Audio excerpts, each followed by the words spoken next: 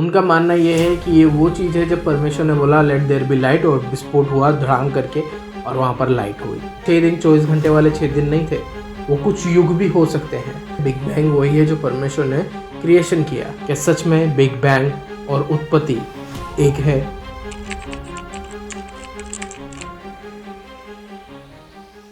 वैज्ञानिकों का मानना है कि इस पूरी सृष्टि की रचना बिग बैंग के द्वारा हुई। बिग बैंग क्या है? ये ब्रह्मांड एक छोटा सा गर्म बिंदु था, एक विस्फोटक हुआ और इस विस्फोट का नाम दिया गया बिग बैंग। और उसी के बाद में चांद, तारे, सितारे और पृथ्वी, ये सब चीज़ें बनी। ये 13.8 अरब साल पहले बना।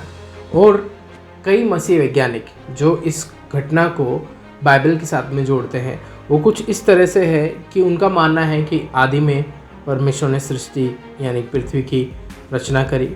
और उनका मानना है कि जो विस्फोटक हुआ वो भी हुआ, मतलब कि शुरुआत दोनों की हुई, पहले कुछ भी नहीं था।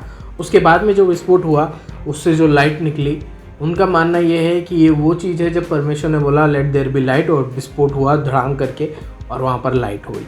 तो उनका मानना है कि बाइबल और इसको हम एक जगह पे कर सकते हैं, भाषाएं अलग अलग है लेकिन बात वही है। बिग बैंग वही है जो परमेश्वर ने क्रिएशन किया।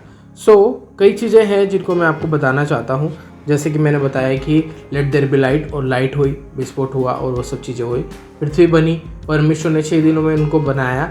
और कई बातों का ये भी मानना है कि वो 6 दिन 24 घंटे वाले 6 दिन नहीं थे, वो कुछ युग भी हो सकते हैं।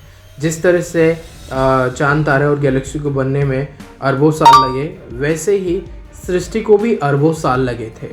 तो विज्ञान ये बताता है कि सृष्टि की रचना कैसे हुई और बाइबल ये बताती है कि इसको रचने वाला कौन है।